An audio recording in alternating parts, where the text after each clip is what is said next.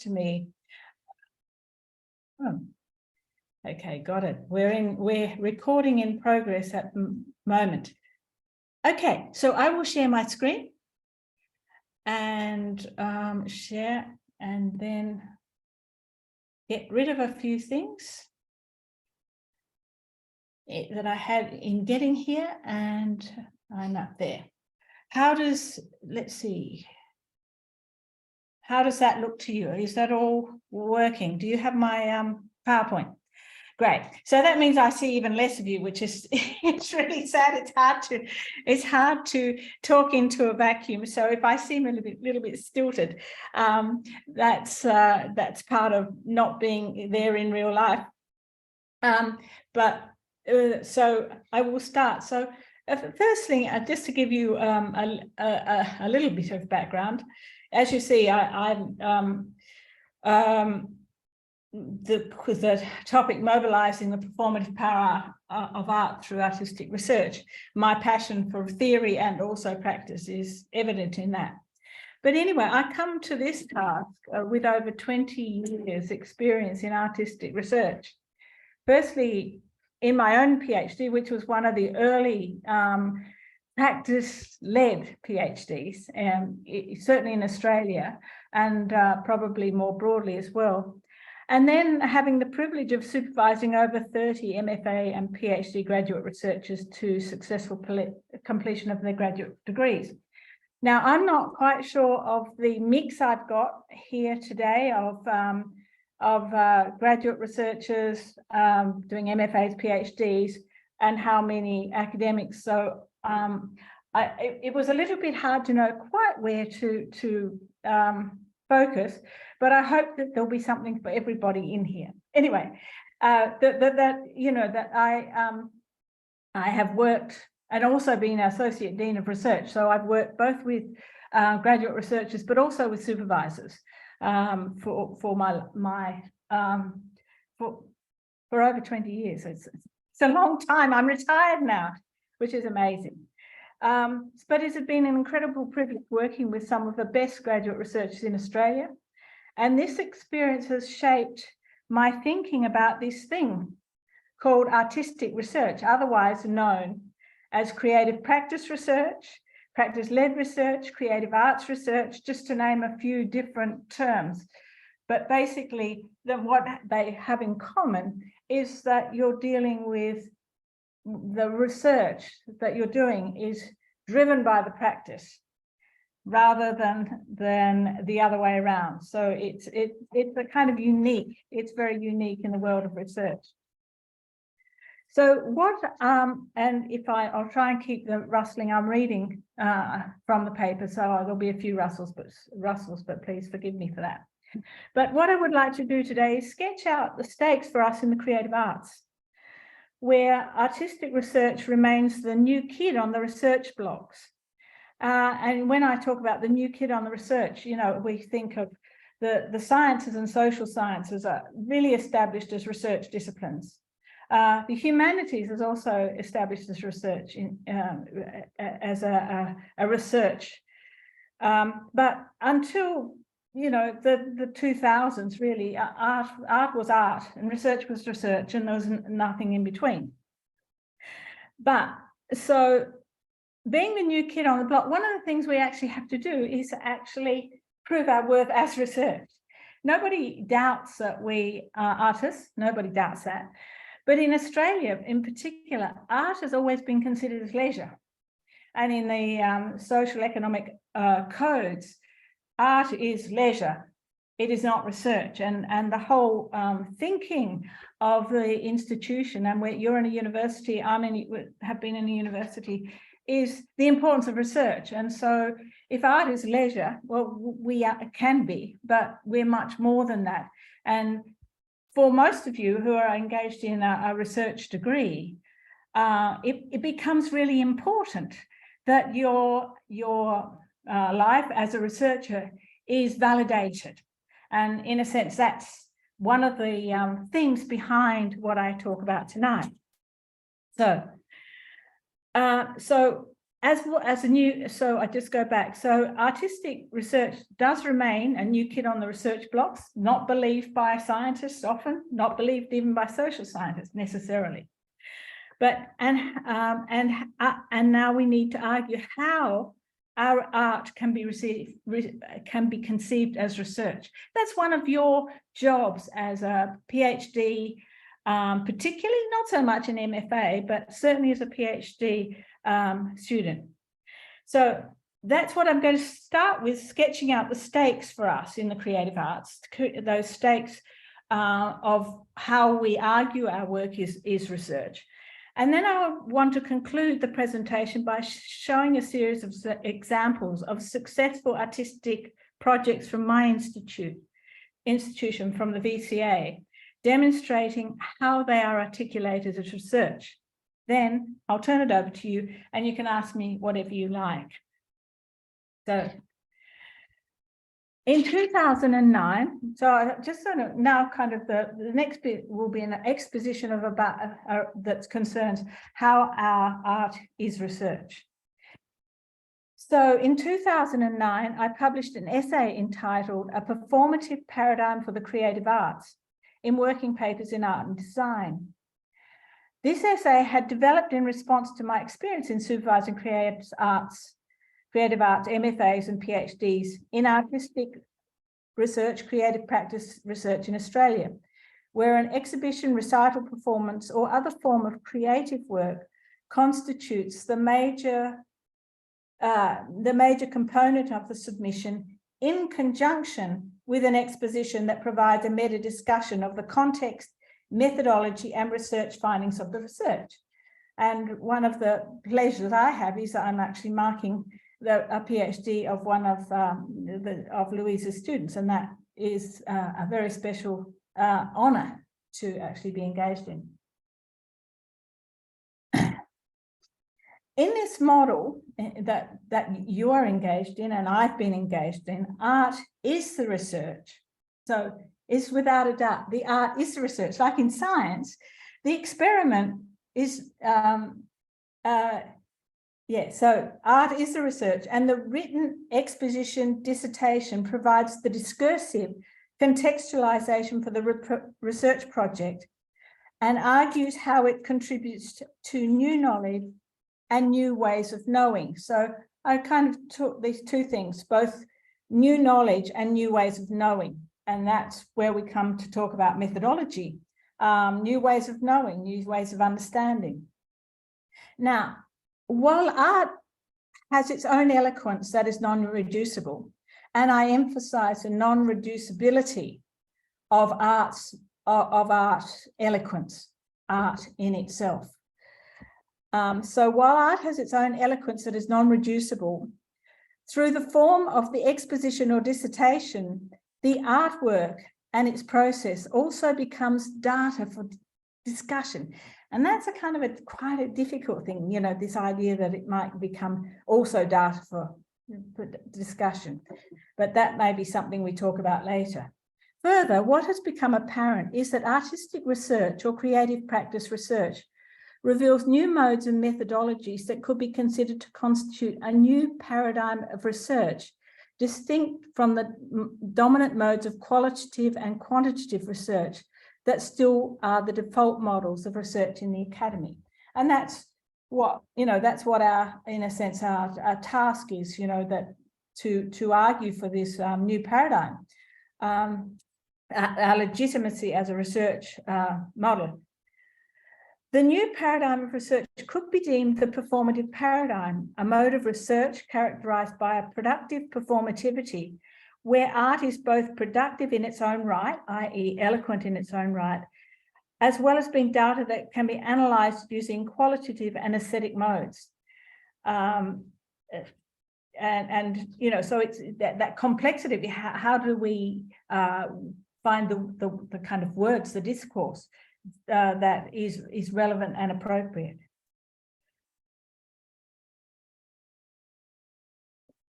Making a claim for a new paradigm in research cannot go unremarked. I mean, it's a pretty big thing to argue for a new paradigm. in her introduction to material inventions applying creative arts research, Estelle Barrett, who you'll meet next week and who's my collaborator, hence the reason why you're getting both of us, has drawn on Thomas Kuhn's notion of paradigm change as elaborated in the structure of scientific revolutions, who argue that with its new methodological approaches and modes of knowing, the creative arts can, and I quote, lay claim to its status as a new paradigm or successor science. In addition to the subjective and situated approach of creative practice research, the tacit intuitive processes, the experiential and emergent nature of its methodologies, and the intrinsically interdisciplinary mode of this research that is derived from its material and social relationality. And I think that's really, that in a sense, much creative arts practice is interdisciplinary by its very nature, particularly in its relationship between theory and practice. Barrett has also identified a number of other attributes that qualify creative practice as a new paradigm. These include processes that, and I quote, that allow new objects of thought to emerge through cycles of making and reflection, a recognition of the generative potential of the ambiguity and indeterminacy of the aesthetic object, and the necessity for ongoing decoding, analysis, and translation. And finally, the acknowledgement that instruments and objects of research are not passive, but emerge as co-producers in collaborative, and in the case of audiences, participatory approaches that may not be predetermined at the outset of the research. So this notion of an emergent methodology, whereas in sciences, the methodology is already established. So in a sense, right at the beginning, that establishes a very different mode of research. Secondly, you'll notice in that quote, the acknowledgement that instruments and objects of research are not passive, but as a co-producers. Louise made mention of our interest in, my interest and Estelle's interest in new materialism. You can see where we're sitting, that our materials and processes are co-producers rather than artist as genius who is responsible for art. Thus, while the scientific quantitative paradigm, while in the scientific quantitative paradigm, the validity of research lies in repetition of the same. The performative paradigm operates according to repetition with difference. So in science, you have, when people repeat an experiment, they have to follow absolutely how it's been done before. So it's repetition of the same to validate research. So whereas we're dealing with repetition with difference, it's not about producing the same, it is always about producing different. And this is the generative potential of artistic research. The issue that remains for many researchers in the creative arts, and this may be felt within this group here, is an adherence to the idea that new knowledge and innovation is the artwork, and that this should not have to be argued discursively. I've certainly had, less so now, but initially had students who say, well, why do we have to write about it? Why do we have to talk about it? It just is. Yes and no, in terms of yes, it is as art, but no, it isn't as research. However, in creative practice, the novel form of artwork, and in creative practice research, which you're engaged with, if you were out in the galleries, in performances, you wouldn't have to argue this, but you've chosen, in a sense, have made a contract that you're doing research. And so we're in a situation that you are in creative practice research. In this form of research, the novel form of the artwork is not seen as sufficient in itself to demonstrate new knowledge and innovation. While the presentation of a novel or new art form is considered innovation within the discipline and has applications beyond it, in artistic research, we insist that the researcher articulate how and why this is so, as is in the case with the sciences and social sciences. The assessment process and the discursive statement or exposition can, and in my experience often has been seen as a repressive mechanism by graduate researchers, and also by my colleagues who are supervising MFAs and PhDs. So, you know, there has been a tendency to see any kind of discursive forms that sits outside of the work as a repressive mechanism. It has tended to be seen as a way of making creative arts conform to the so-called traditional researcher's mode of operating. On the other hand, I'd like to suggest that the discursive statement may offer a way of recalibrating how we think about those hoary questions of new knowledge and innovation across all disciplines. In other words, I'm arguing that the other disciplines, sciences and social sciences, can learn from us rather than the assumption that it's the other way around. In Australia, this shift is demonstrated by the Australian Research Council, which is similar to your Human Sciences Research Council, your HSRC definition of research. And I've put it up here on the screen, but I will read it as well. According to the Australian Research Council, research is the creation of new knowledge and or the use of existing knowledges in new and creative ways so as to generate new concepts, methodologies, and understandings. This was written in 2008, and it was a response to the emergence of creative arts research.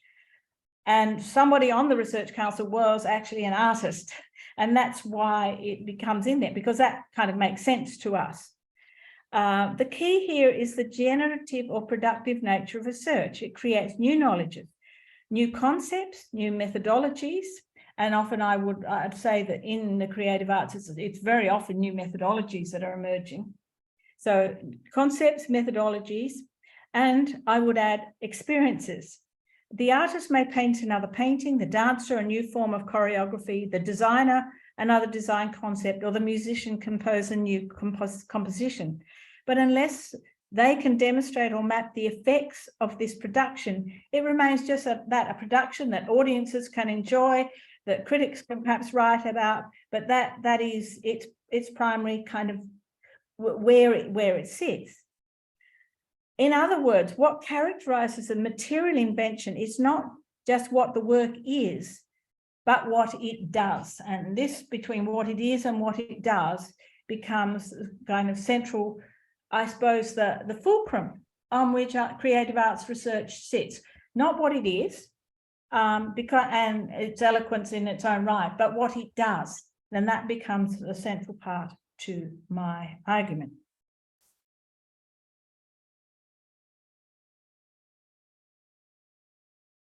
So if we are going to move beyond the production, and it's very nice to be in the production, I'm just waiting for tomorrow when I can go back and do some more painting, which I haven't for a day or two, preparing for this. Then if we're going to go beyond the production to the productivity of the work, so with production, the productivity of the work, we need terminology that will enable us to distinguish between what the work is, ontological, and what it does, the performativity of the work of art. Elsewhere, I've differentiated between the artwork and the work of art as a way of distinguishing the work in itself and its performative potential. And this is interesting because often the term artwork and the work of art are used interchangeably. So whilst the terms are often used interchangeably, the artwork is not the same thing as the work of art. And that's the crux of my argument here. It's as simple as that. In this context, the artwork can be defined as the production in itself. The choreography, the design, novel, play, poem, screenplay, performance, painting, installation, drawing, or event that is emerged in and through practice. It is what is published or exhibited or performed. So this idea of the artwork and the work of art and wanting to prize them apart. And the reason why I'm doing this, and as I'll say it now and come back to it, is because one of the things that graduate PhD students and MFA students often, particularly PhD, are being asked to demonstrate how central to your PhD is how what contribution have you made to knowledge? What new, what is your contribution, new knowledge? And it's a really hard one. It's really hard, and it's the biggest struggle that my students had. And in a sense, this lecture that I'm giving now has emerged out of it. So it, how do you articulate that? And but it is central. So that we talk about that. So the artwork is the production, the working, the work that has eloquence in its own right. And I keep coming back to that eloquence that is not reducible, that is irreducible. Now, here comes the difference. The work of art is the work that art does. It is the movement, and here becomes the central thing. It is a movement. When you finish your PhD, you're not in the same place as when you started it. If you're in the same place, if it was preconceived at the beginning and it's the same at the end, at the beginning, you haven't done a PhD, because a PhD is the creation of new knowledge, or new, in our terms, new ways of knowing. So the work of art is the work that art does. It is the movement, and that's the kind of shift, movement in concepts, understanding, methodologies, material practice, affect and sensorial expresses that arise in and through the vehicle of art and the artwork. The work that art does is its performative quality. So this links back to the title that I gave. The work that art does is its material quality. This can relate to the process of making the artwork and the effects for the artist and for the field, and or to the effects that the artwork may generate in the world. Now, this is all very well, okay, what does it do? Then you're left with it saying, well, where do we start with that? Because one of the things that I would say about my own PhD is I really didn't know what it had done for 10 years. It takes a long time, and you're as a graduate researcher, PhD researcher, or even as a researcher in the field, you're expected to articulate what is done and your contribution often before it is really evident. And I acknowledge that that's a shortcoming, but it is for any field. But in our field, very much, it will continue to unfold and make. But to finish a PhD, you actually have to articulate what it has done. So, thirsty. I must tell you, I don't know how hot it is there, but it's very hot here. It's about 37 degrees. So if I have to drink a lot, it's because I don't want to get dehydrated and fall, kind of slip down from my chair during this talk. So, performativity and the creative arts. The performative potential of art is one of the key knowledge claims made by the creative arts, both inside and outside the research realm.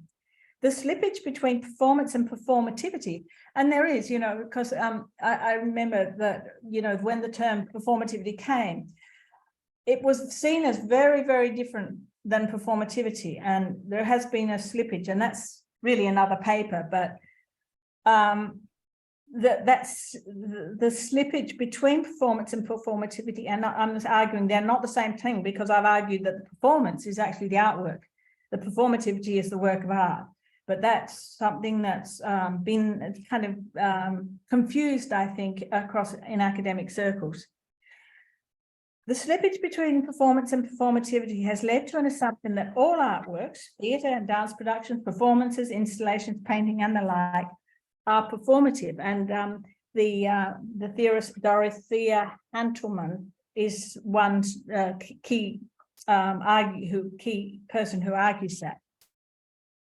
As the term performativity has gained favour in the arts, it has come to be used to describe the mere appearance of art without regard to the origin and principles embedded in the term. Because you've got to understand your terminology. And that's the first thing doing a PhD, is to actually understand your terminology, define your terms. Practitioners in the creative arts have been quick to adopt the notion of performativity. However, can we justifiably make the assumption that just because a practice brings into being what it names, a choreography, a design, a performance, a painting, a film or photograph, that it is performative? Whilst the production of a work may lead to its appearance as an artwork, I would propose that this does not necessarily produce the movement or inventiveness that is implicit in the theory of performativity, elaborated by the philosopher of language J.L. Austin and carried through into our lexicon by the philosopher and gender theorist Judith Butler.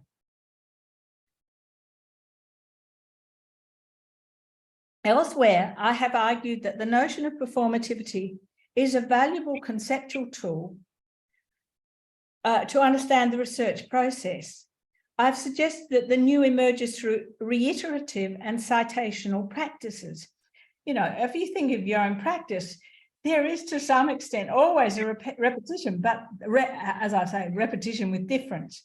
If you made the same, the gallerist might like it, but it ain't constitute research. So I've suggested that new emerges through reiterative and citational practices. However, Butler's notion of performativity does not necessarily account for the movement that occurs through art. And that movement, I'm going back to the performativity. For Butler, reiterative and citational practices involve repetition of the same. Gilles Deleuze, in contrast, argues that repetition produces only the same of that which differs. For Deleuze, each performance and each repetition involves different intensities, different flows, and different connections, so that each repetition is always a singular behavior. We understand this dynamic in our practices. One day we may be working hot, fast. Another we may be slow and reflexive. Sometimes our medium or our ideas flow smoothly, whilst at other times they are slow and cumbersome or thick and viscous. They might be vicious as well. The effects of these variations emerge in and through the work. This intensity of the different is central to artistic invention, where practice involves the interplay between matters of bodies, the materials of production, and discourse. So this idea you have, and that's part of methodology, that is the kind of a materialist, and I'm displaying my materialist sensibility. What emerges is not repetition of the same, but something new and singular. The intensity of the different is a performative principle that moves our material practice, our sensorial experiences, and our discursive formations elsewhere. I have used the term methexis to account for the acts of concurrent actual production that produce material and discursive movements. Thus, we may argue the singularity or newness arises in and through reiteration and citational practices. Working with this concept in and through practice, we can begin to map the effects of creative practice research. So it becomes not a yes, no answer, but a mapping process that we're involved in.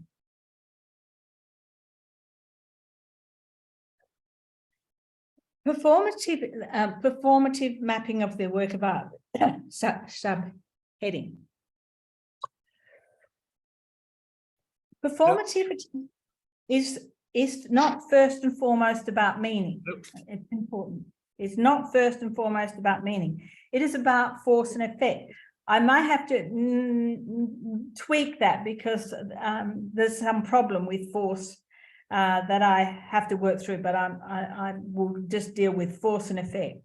What effects does the artwork produce, or what effect does not just the artwork produce, but also the method, the process, many different things. This involves a mapping process from within and without the practice itself. In addition to describing, explaining, interpreting, and reflecting on the work, the focus must also turn to mapping its effects. This shifts the analysis from an emphasis on me, my, and I to a focus on the inventiveness of the work. So often when with the PhD students I work with, they would start off and it would always be about my practice. Everything was about my practice. Everything was, me, my. And in the end, I just said to them, it's not about you. It's nothing to do with you. And it's about the work itself. And if you can, and in a sense, that was useful because people were less defensive when it wasn't about them, when it was about the work rather than about them. But it's something that really try and tease apart that kind of solipsism that is, that can be about me, mine work. It's not about you. It is about the work. It's about the art and the research. The effects of the performative in art are multidimensional. They may be discursive, material, and/or affective. As Estelle has noted, the artifact as an outcome of the research process operates aesthetically, technically, conceptually, critically, and culturally in ways that recast conventional understandings of what constitutes data, knowledge, and interpretation. And I think Estelle will take that up next week.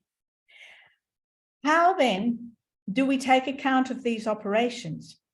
Our task is to find ways to map the movement in concepts, understanding, methodologies, material practices, affect, and sensorial experiences that arise in and through the research experience.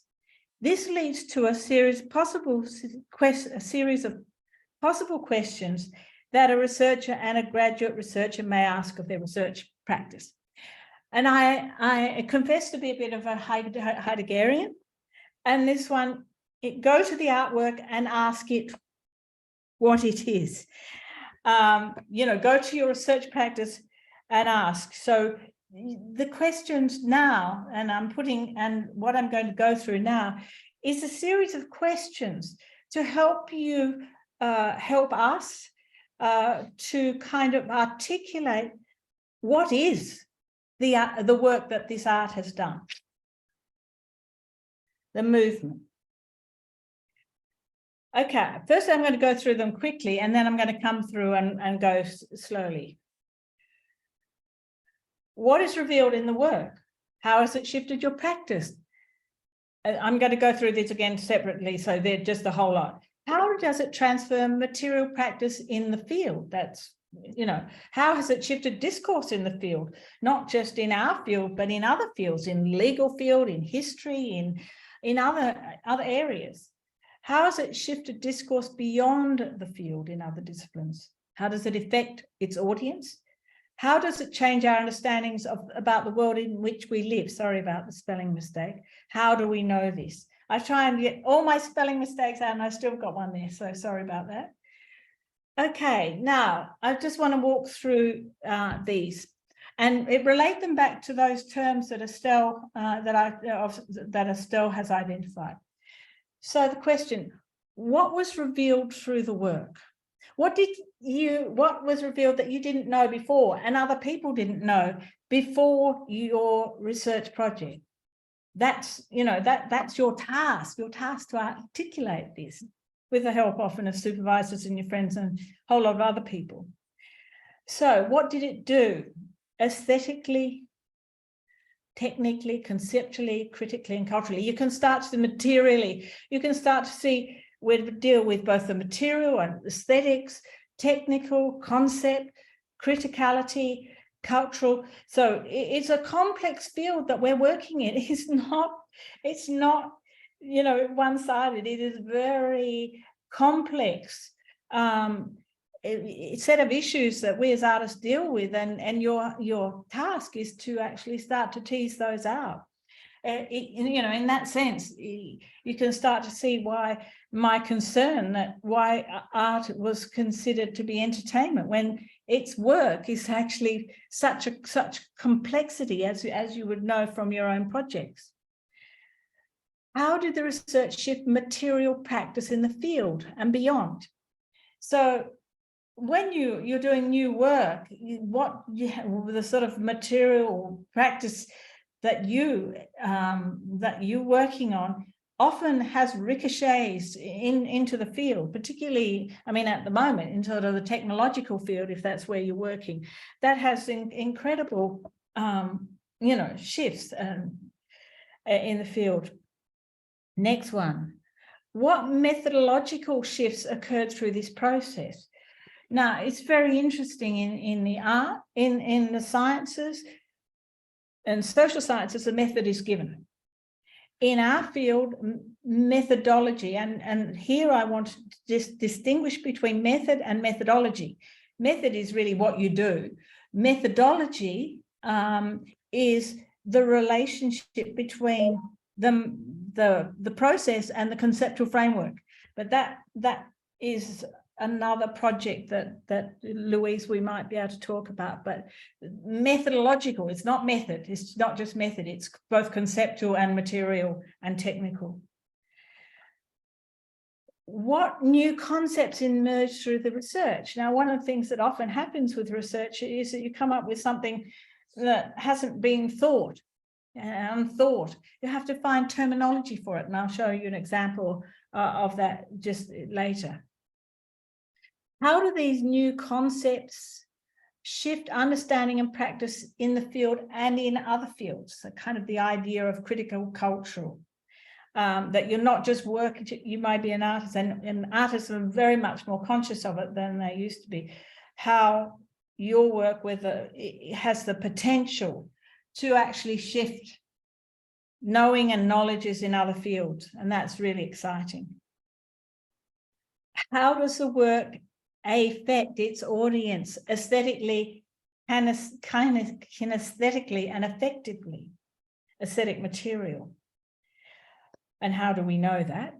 And finally, how does the work shift the way we perceive, experience, and understand the world?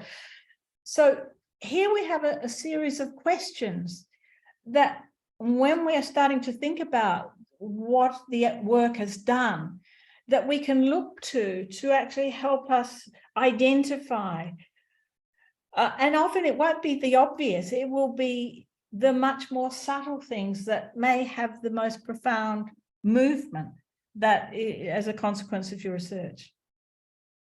And finally, how do we know this? That is, how do we know? And here's, for example, how do we know if and how a project affects audiences aesthetically, kinesthetically, effectively? I often have students say, well, my work did this to its audience. How the hell do we know? We don't. That's another methodology or a combination that may involve qualitative as well as aesthetic modes of knowing. So time passes very quickly. Okay, so there we are. So that's just that's all of them just there. So I'm now, So here I would now like to turn to a number of artistic research projects, some of which I admit I have a mission here. I have the pleasure of supervising across the artistic disciplines and map the way particular art projects operate, as Barrett has proposed, aesthetically, technically, conceptually, critically, and culturally. In order to do this, I'll address the questions that I posed earlier in relation to these artistic projects. While in the selection that I've made for you tonight, there is a little bit of a bias towards visual arts because I'm a visual artist, but I've also included examples from film, dance, theatre, and music therapy. I finished with music therapy because that aligns much more closely with traditional science. So I will show examples of the work, often images from the completion seminar or the final exhibition performance, and link the projects to the questions that I've just presented. I'll provide the title of the project, and it's interesting because the title, as you would understand from your supervisors, or if you are supervisor, the title is the most important because the title should really be the thesis. It should be clear from that title exactly what you found, and that's why in the end. We often, the title has to be changed. You start, when you first start your research, you have a particular title, but really it's the last thing that should come up because it's only when you know what you've done that you can title your work, which is fascinating because people find it very difficult to let go of their first their first title. Anyway, so I'll provide the title of the project, which really tells us the thesis of the thesis, and present a version of the 100-word abstract. Because again, one of the things that you do when you're presenting to, whether you're presenting for a conference, whether presenting for works in progress, whether you're presenting for your final submission, you'll present 100 words. In other words, you have to encapsulate into discourse what the work has done. So you can start to go back to the logic of why I'm arguing for the distinction between artwork and the work of art. So present a version of the 100-word abstract, the what, how, and why of the project, so that we may begin to see what work has been done in each research project. I'm going to go a little over time, I suspect, but Louise, I hope you'll forgive me. So I'll start with the first one.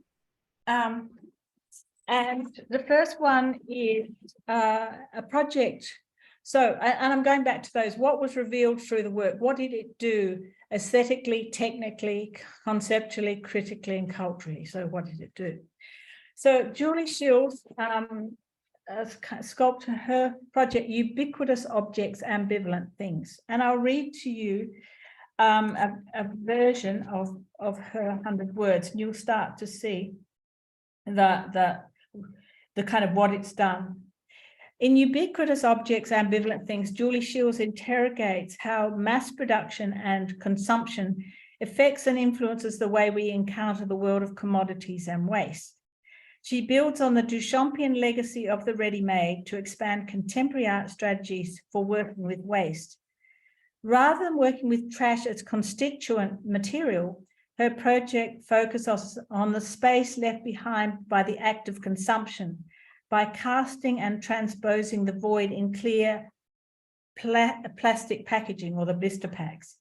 While the artwork remains linked to the original commodity via indexical process, it is distanced and abstracted, thus enabling poetic reflection on the temporality, materiality, and mutability of waste.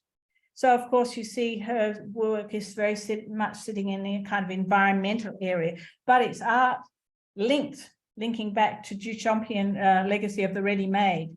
And so you start to see it's a contemporary work, but its historical context is through the ready-made. So that's Julie. So I'm just going to work through them, and Louise, you will be able to have a copy of this if anyone's interested in it.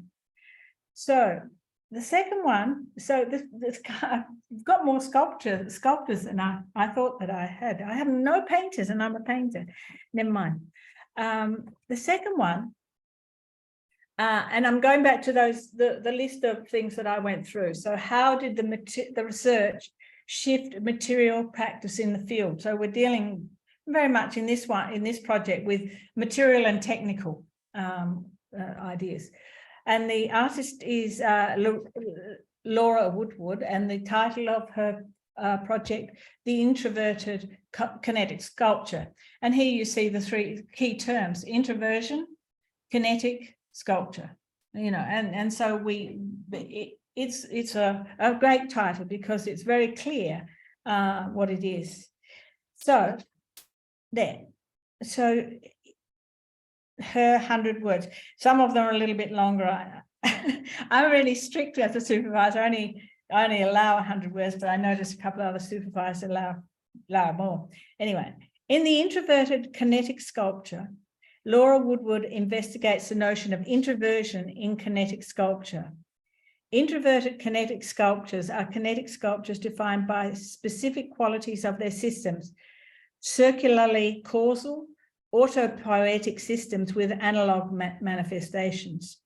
These specific qualities allow each individual introverted kinetic sculpture to function as a concrete site through which to explore post-humanist considerations of agency, mediums, systems, and empathy. Now, this is a still. Just because of time, I couldn't show you a stream of it, but the whole system that it pumps water through, and it kind of vibrates and gyrates and moves, so it becomes incredibly animated. And Laura's very interested in the empathy produced by that. Our third one, a filmmaker. So this deals with that question, what methodological shifts occurred through this process? So really we're looking at kind of methodological, and I come back to that difference between method is how you do it. Methodology is the relationship between what and how you do things and the conceptual framework that's framing the work. It's a fascinating, I find it really fascinating. Anyway, so Steve Thomas, his was reflexivity, collaboration, and ethical documentary filmmaking, a practice-led research. So again, immediately you can really see what this is concerned with. That rethinking what happens between the filmmaker in a documentary between the filmmaker and the subjects of that documentary. So his 100 words. And with them, I've just added their names rather than direct. Steve Thomas is a documentary filmmaker and lecturer at Victorian College of the Arts. In his PhD project, Freedom Stories, Steve's concerns are reflexivity, collaboration, and ethics in authored documentary filmmaking, with a focus on the filmmaker-participant relationship. The written thesis provides a first-hand account and self-reflexive analysis of the production of Freedom Stories, consisting of a feature and 6 short documentaries. In experimenting with reflexivity in his filmmaking, Steve articulated an approach that incorporates notions of performativity and improvisation. Through analysing the production process, including by means of a production journal, he developed an iterative reflexive approach both to practice and research. And it was a prize-winning film, Freedom Stories prize-winning film. And that's, you know, so there you kind of sit, Freedom Stories in itself was prize-winning artwork, as an artwork. And the work of art is what we've just talking about, that it's concerns with reflexively, you know, and so you have the eloquence of art in its own right, as well as what it has done in the field of research. Now, this next one is Simone Slee. What new concepts emerged through the research? And one of the things that apart from new technologies, new techniques, new methods, often new concepts emerge during your research. There is something that you don't have words for, and so you have to invent a word. And Deleuze talks about the new order word in the sense that, you know, the new language, our language is always expanding. And for Simone, she developed this notion of the ab function. And her project was called Helper Sculpture and Other Ab-Functional Potential. And that's a great photo of her with one of her partly as a sculpture. So in Helper Sculpture and Other Ab-Functional Potential, Simone Slee investigates the relationship between sculpture and concepts of function in contemporary art practice. And she was interestingly, she was a landscape architect before she became an artist.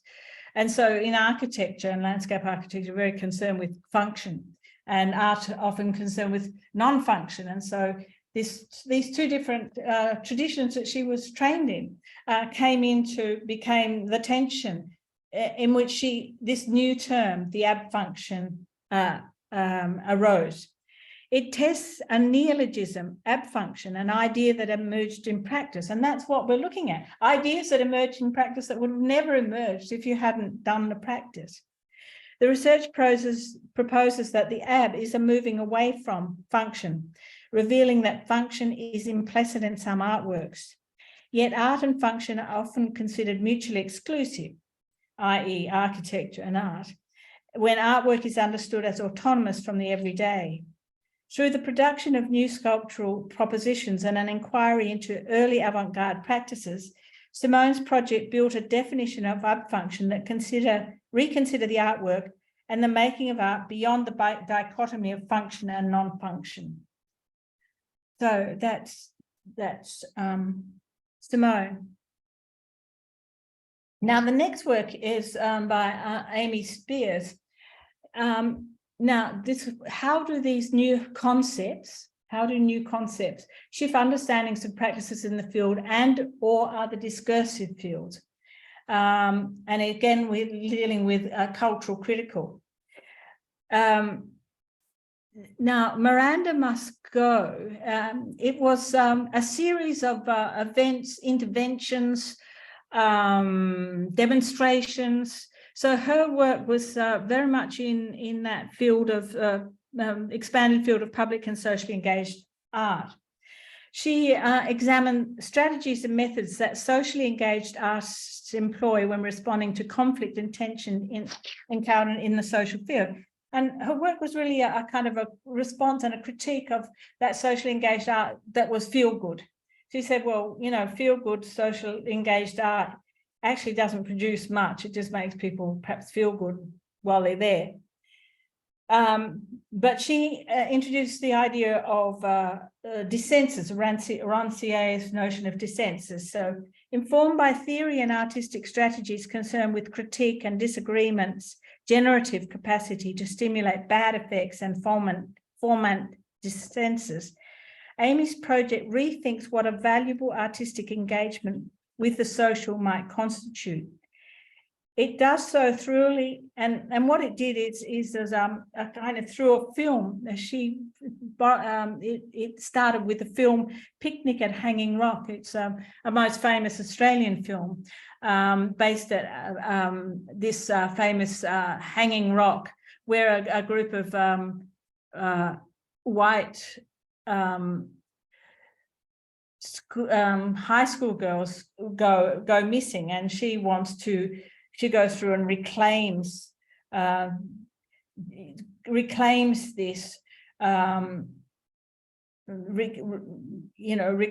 this. So Miranda Must Go, was a conceptual campaign. So it wasn't an artwork, it wasn't an exhibition, it was a whole campaign that encountered the social media, the newspapers, demonstrations, sit-ins at Rock. So it was a full-on socially engaged project. So that made a decisive critique of the habitual and unthinking associations with this film. The work did not seek to reconcile tensions, but instead sought to productively animate them, enlarging what could be thought, felt about the site, and provoking a collective story of the reviews told there.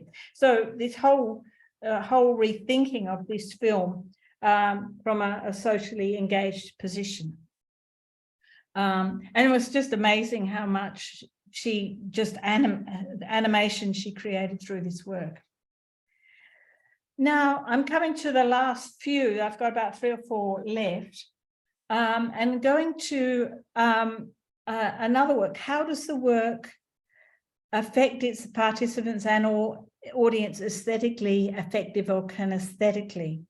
Sarah Austin is a colleague, but also did her PhD, Ethics, Agency and Disruption towards a right-based practice of working with children in contemporary performance. So what I was saying earlier is that artistic research may not just have impact in our field, but it may have impact in other fields. So her work has impact within the legal field, within ethical field, and so it has. We can't just see our work as having impact within our own field. The potential for art to make a difference more broadly. So coming back to Sarah Austin's research argues for a new ethical model of working with children. So her work was very much in theatre, was working with children for contemporary performance. Her ethical model, framed by the United Nations Convention on Rights of the Child, challenges the idea of children as vulnerable and in need of protection, and argues for the recognition of the child's voice and champions the creativity in children in performance. Through a practice-led analysis of youth arts pedagogies, inclusive, so in pedagogies, inclusive theatre processes, and the work of contemporary Australian practitioners making work with children for adult audiences. Her research identifies a rights-based methodology of contemporary performance practice relevant to working with children and young people. Again, very powerful piece of work. Now, the second last one. Again, how does the work shift the way we perceive, experience, and understand the work?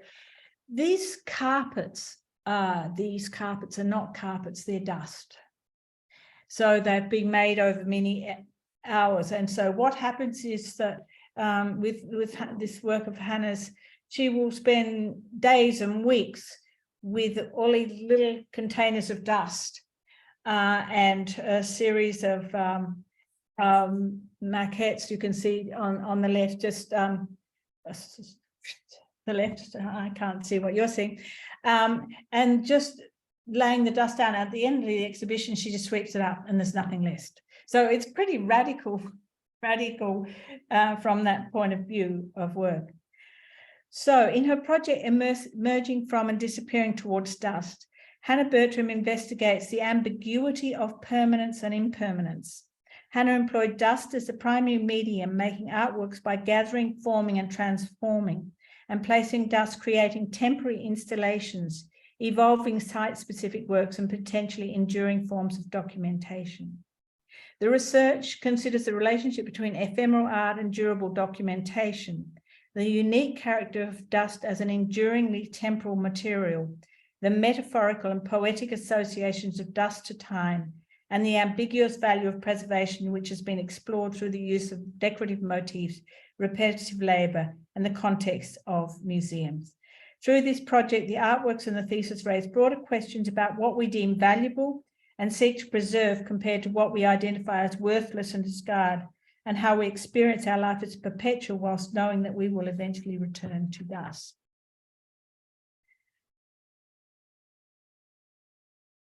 Choreography, this is the second last. So Sandra Parker, again, another colleague, locating trace and exploration, tracing, and a choreographic process. So I'll just do a short one here. In her practice-led studio-based research project, Sandra Parker investigated the creative process of tracing as a choreographic methodology. So here we're coming back to one of the major contributions to new knowing and new knowledge is often methodology. So for her, by drawing on theoretical and philosophical notions of ephemera, disappearance, repetition, and temporality, and by questioning what is trace in relation to choreographic practice, Sandra's research developed a conceptual and practical approach to choreography as a traced act. The research examines how choreography can retain traces of movement, action, and or experience in the final form. In some senses, her work and Hannah's are quite different, quite similar, in various concerned with similar things. But the emanation and the philosophy and the thinking behind them are very, very, very different. Now, the final one, finally, a quite different project I want to end with, and I think you'll find it quite a contrast to where we've just been. And it's a different project, one much more aligned with the quantitative projects of science, a music therapy project, an arts-based rather than an arts-led, arts-based research project rather than artistic research project. Here, we perhaps become more alert to questions of the issue of subjective claim versus evidence-based research, so prominent within the social sciences and sciences. So now you'll find this very different. So it's called The Effects of Singing on Respiratory Function, Voice, and Mood for People with Quadriplegia. And so 24 quadriplegic participants were randomly assigned to singing intervention or music appreciation control groups for 12 weeks. Assessment of respiratory functions, respiratory muscle activation, voice, mood, and quality of life were conducted pre, mid, post 6 months and 6 months post. The intervention group improved in speech projection and phonation length and showed improvements trends for respiratory function and muscle recruitment. Both groups demonstrated improvement in mood. Thematic analysis of participant interviews revealed improvements in mood, energy levels, motivation, and social participation.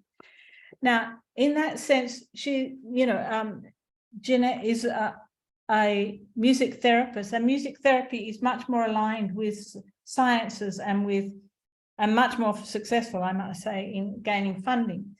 And its basis is quantitative, and so its argument fits within that scientific model, but very, very different claims and for what was done, and often greater limits on the claims that are made.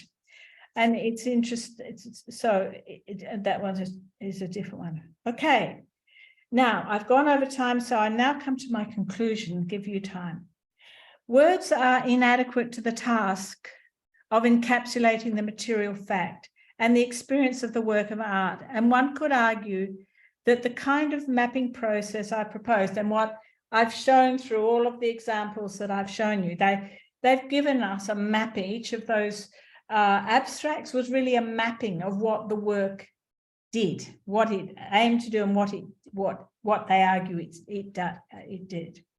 So one could argue that the kind of mapping process I propose is a distancing device that creates objective data and denies the embodied experience that is central to our encounters with art. This may be true, but it is not the task of the research statement, the dissertation, or exposition to stand in for or describe the artwork. That's not its role. It's not the role to describe our artwork. Or stand in for the artwork. And that's the difference between the artwork and the work of the art. It's not the role to stand in for or describe the artwork. The artwork stands eloquent in its own way, and it has to. And that's why we have exhibitions, performances, and why examiners are people who are from the field and who have experience in that way. However, with its demand that we demonstrate what the work has done, the discursive elaboration or exposition enables another way of thinking and talking about our material inventions. It moves us away from artistic intention and the inherent solipsism to focus on how the work is art and what it does in the world. This opens our thinking to encompass the performative power of the art to make a difference in the world. And we saw those works making some very explicitly making a difference in the world. You think of Amy's work, you think of Sarah's work, you think of Steve's work, really making a difference in the world.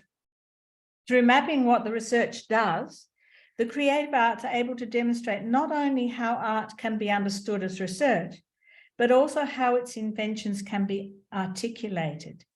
This will not deny the artwork its own eloquence. I can repeat my last sentence. This will never deny the artwork its own eloquence. Thank you. That's it. That's me done.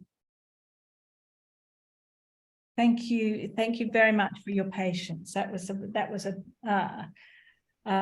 big chunk for you. I don't think that it required patience, Barbara. I think it was fascinating. Thank you. And I'm sure that participants have all sorts of questions. I don't see any in the chat at the moment. There is one question, please. Neith, would you like to ask your question?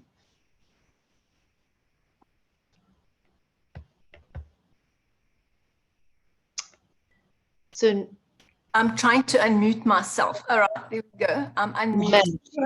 You're unmuted. I just would like to know, within the context of those questions, those mapping questions, would you difference between PLR and PBR Or do you just put those two together? In Australia, those questions would apply to both equally. PLR practice, sorry. Practice-led or practice-based? I think that both apply equally. You know, I don't think you need to make it a distinction. Actually, I think all of that. I mean, even if we think Jeanette's work practice-based, the questions still apply as much to Jeanette's work and the music therapy work as they would to Simone's work. What will come out though in the mapping is something really different, you know, that each work, you know, I mean, by asking those questions of each of the different, you know, for each person, because when I first started, I have to say, when I first started, people didn't know where to start, and just thinking, well, you know, we're asking people to articulate what their work, you know, what is the new knowledge or the new way of knowing. People didn't know where to start. And whereas it's interesting in practice-based, this music therapists did know. You know, they knew, because it was very clear, you know, you know what their work was doing. So because that's part of the science model, that you're very clear what it's doing, and it would be Jeanette's work would be it sits in the field of music therapy, and other music therapists who have done similar experiences. That's a scientific method. But when it comes to practice-led research, because you're not dealing, you know, each research project has its own methodology. That's the start. Whereas in music, and I included the music therapy project specifically because I think it's a nice counterpoint to look back to practice-led research. But the first thing to kind of realize, I mean, if you think each one of us, when we do a practice-led research basis, we don't come tabula rasa, we come with, you know, many years experience in our field, you know, a method, a clear method. But when we start to get into research, and this is a point between method and methodology, when we get into research, our method is inflected by the sort of reading and thinking and critical theoretical reading and thinking that we are doing, that inflect in terms of the method that we do. And so it was much, you know, like I had one woman, Caroline, who was doing a feminist project, but using the modernist tradition and how to bring together the conflict between great modernist formalism and feminist practice, you know, was her. So the questions are probably much more important for practice-led research, because each person's methodology is unique. And so you can't say, oh, go and look at such and such and such and such, because there's this, you know, unique. There are other people working similarly, but each project is very, very unique. And so it's much more, I think it's been much more relevant, I think, for people within the practice-led research. Thanks very much. A lot to think about. Thank you. Thanks, Nice. I see Kule, you have a hand up, but there are lots of you in that call. Hello. Hello, Barbara. Sorry, Prof. Paul. I want to ask about when one is actually immersed in the work of art. Yes. It seems to be such a revealing process, and it just shows up the assumptions that one holds in relation to theories and concepts, and so it actually becomes quite very confusing, and it's as though the confusion doesn't lessen the deeper you go into the research. So I I suppose I'm just asking for advice about how you negotiate the confusion of your kind of assumptions being revealed, and knowledge, just shows how knowledge is dependent on as a stabilizer, when actually it's not that stable in itself. So how do you negotiate those destabilizations and confusions? Yeah, thank you for the question. I think that the first thing I would say is that what we do is like being a squeeze box. One of those kind of old-fashioned squeeze boxes, accordion, that when you're in practice, you're so close in it that you can't see anything. But in the thing about research, you have to actually come out and look at what has been done. So it's a kind of, during the research process over, the 3-4 years, but particularly, I mean, if we start at the beginning, often the first year you really don't know what is happening, but it's kind of in, out, being in it, stepping back, the meta-awareness of what has been done, in, out. So, and as you get further, I think people in the first to at least 2 years often don't really know what they have done. And that's quite correct, because you're doing it. But one of the things, and this is the journal, and also the role of presentation, doing works in progress presentations, is that it's not just chaos that's happening. It's never just chaos. You come into a research project, and you come in, and it's really interesting. I come back to that point I made earlier. If you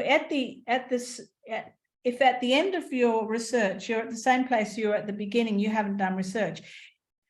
In some senses, if you haven't had kind of a nervous breakdown, and I use that advisory, I'll explain that a little bit more in a minute, because we don't want people to have nervous breakdowns. But if you don't have a fundamental shift, you haven't done research. You haven't. The other thing is, so when you start the research, often you're puddling around with, you're working with different ideas, sometimes ideas that you haven't read or worked with before. But one thing we always remember is that when one comes to a research degree, one comes with an incredible experience as a practitioner.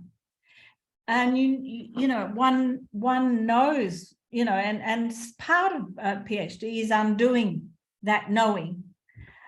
But in the first 2 years, it's often like mud. But in some senses, it's having the participating and the talking and the articulation, the presenting at seminars, at conferences, that you're required to clarify what it is you are doing. And the magic thing, and I have to say it, the magic thing is that out of that comes a kind of a clarity of what has been done. And I think what through these questions that you start to say, well, my work, say my work is it's about a material, it's about material, it's about it's a socially engaged project. I don't have a definitive answer, but I'm just I'm saying that don't stress because it's a temporal thing. Don't stress. Secondly, find the opportunities to articulate and test yourself. Thirdly, the importance of the journal. and stepping back from your work, you have an intense period of time. I mean, the other thing is people can very rarely write and make at the same time. Very, very rarely write and work. And it's taking those during intense periods of making, apart from making notes in your journal, you shouldn't be really thinking much more than that. Because if you think too much, it becomes too self-conscious, I think.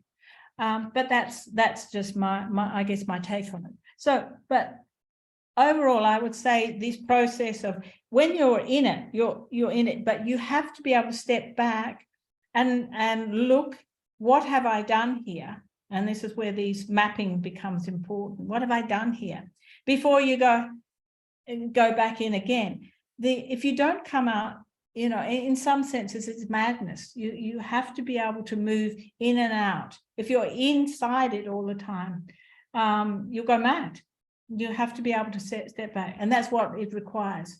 But it's being part of the community, part of a community of scholars, if you like, that and what we're doing today is really important for articulating it.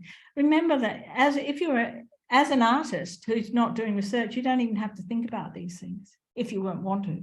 You know, somebody else will, a critic, you know, a writer, so curator, they'll think about it. Whereas, and this is the hardest thing for us in practice-led research, is that we have to do it all. I mean, it's a huge task. We make the work, we have to articulate it.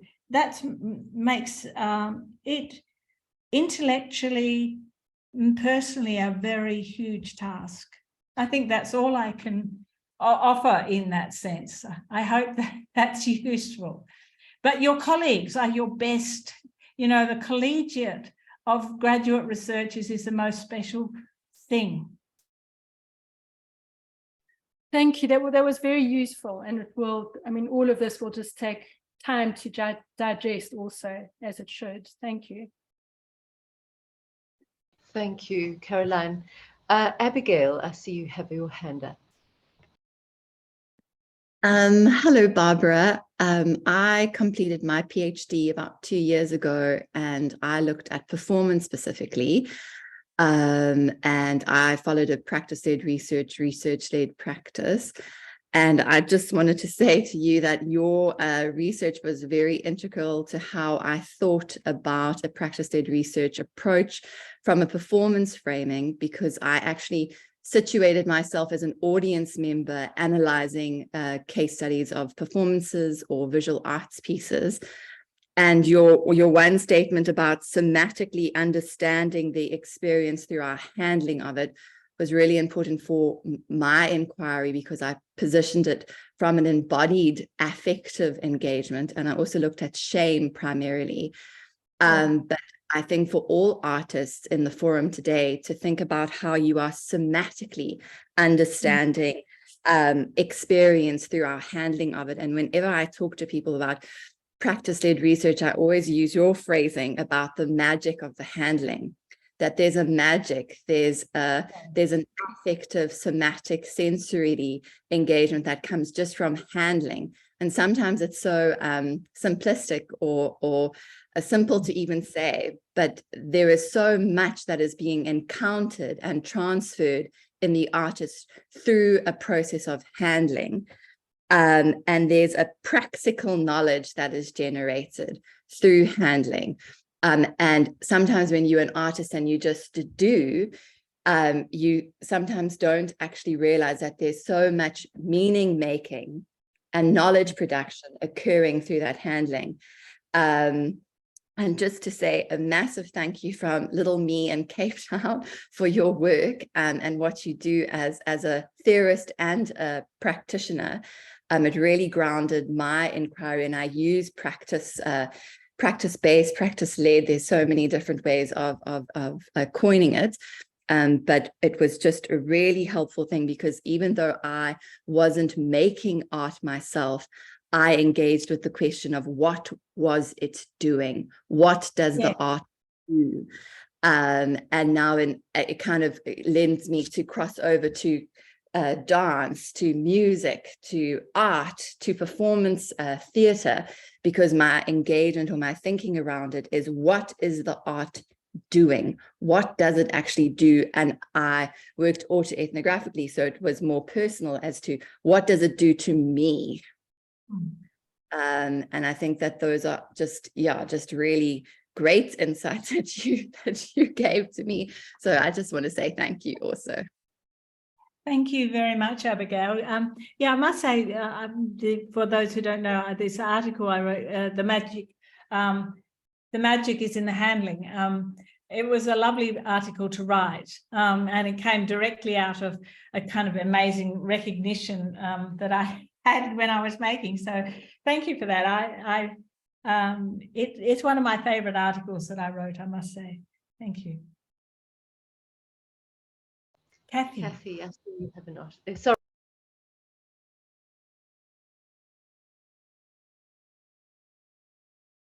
You've got yourself muted. Sorry, I'm muted.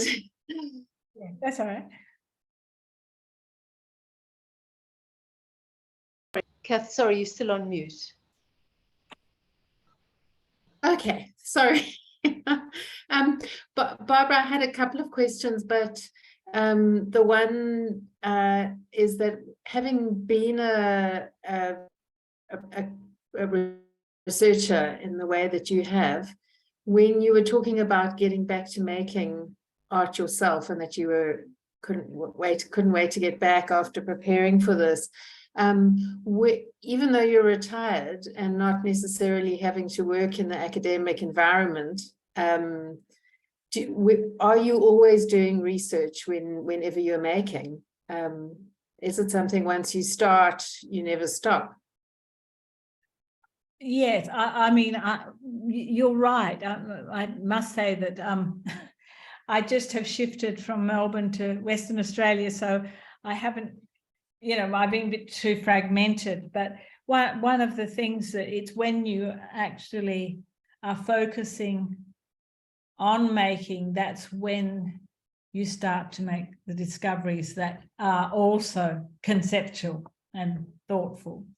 So yes, you're most correct, and one never stops thinking, but one has to practice making work in order to have those problems. That's absolutely correct, and it's interesting. I mean, one of the things that has really struck me, that when artists have, say, a stable, a gallery that is that supports them, the gallery only wants repetition of the same.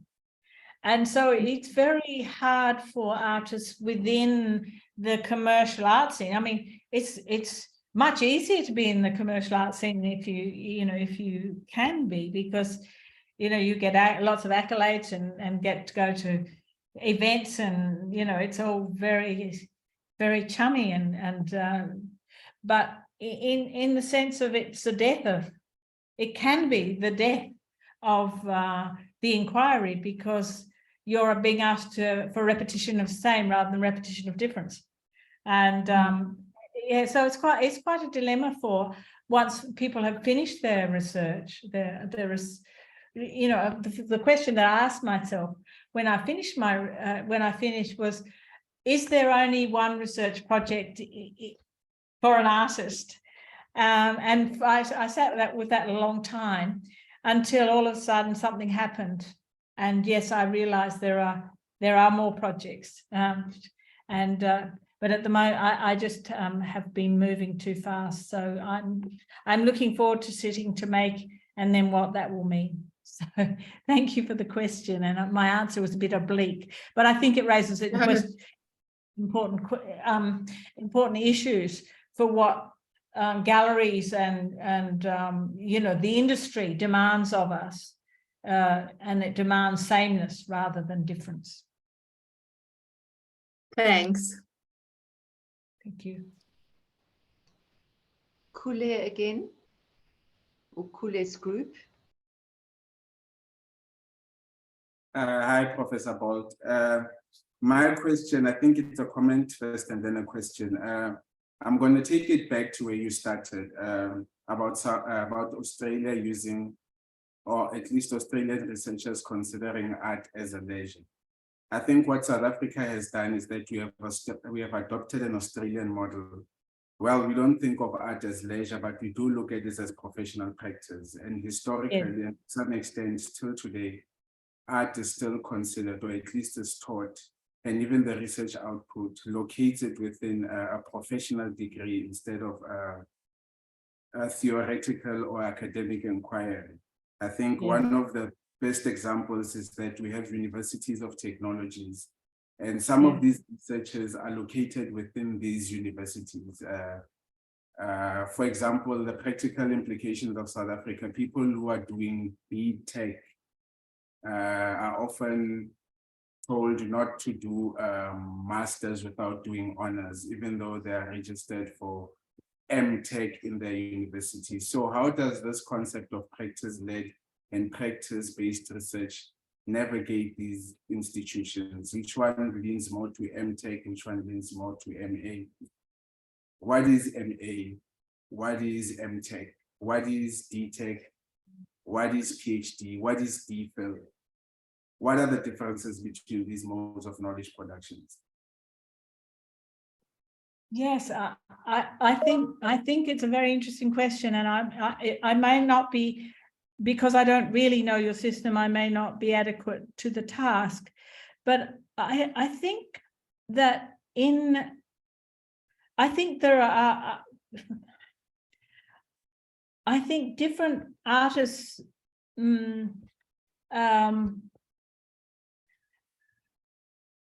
I'm just trying to get my head around. I think there is a place for, I'll just give a context first. In Australia, there's been a kind of, because of funding cuts, there have been less PhD research scholarships. And because in order to do a PhD, you really need to be supported because it's intense research. So in Australia, there's been a cutback in research funding. And so some institutions said, oh, well, we'll just do the MFA, the Master of Fine Art. You know, we won't worry about the PhD. But in a contemporary world, I think it is important that we do have artists, practice-led PhDs, a higher order research qualification for those people who are passionate about that engaged research. I think there are other places, like some of my colleagues they've done their PhD, so they're called doctors, but they only did it because they had to do it. They're really artists, you know, their main concern is to be artists. They don't really want to do that particular discursive work as well as the others. So I think that there are necessarily different, there necessarily need to be different programs for people with different passions and interests. But I do believe that a PhD qualification, research qualification, is something really important for us to cling to, for those people who really want to expand the field discursively as well as in practice. And that's because the nature of the PhD is both a discursive and a practice relationship. But then for other people, I think an MFA or an MA is, you know, I think they have different qualities. There was just a point in Australia where there was a lot of money around for PhD scholarships, so everybody did a PhD.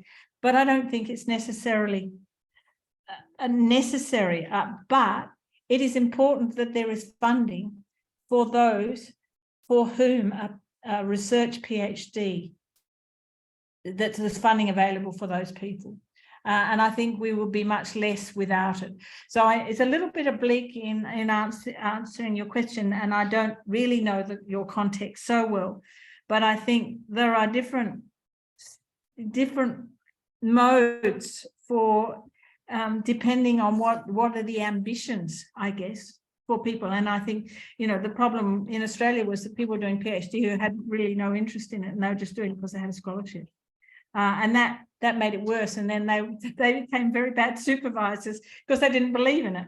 So, you know, but those people who really believe it make such a contribution, not just to the creative arts, but also broader fields. I have a colleague at VCA, Robert Walton, who's working across IT, and he's working with engineering.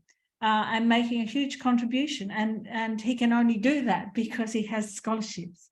And so it's very much tied up with funding too. I think the point, you would agree, wouldn't you?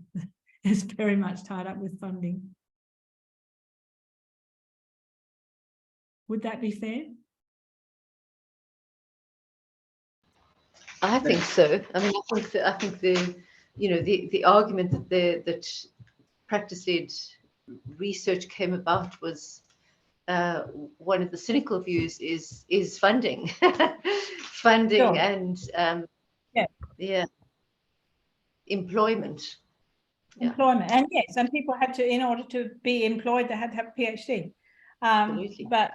But that doesn't undermine some of the marvelous work that's been done by artists in practice-led research because they had the funding to be able to do it. So, you know, in other fields, you know, one could be cynical. People do research in science because they get a scholarship. You know, it applies across the board. I don't think just to us. We have to live. But making art is very expensive.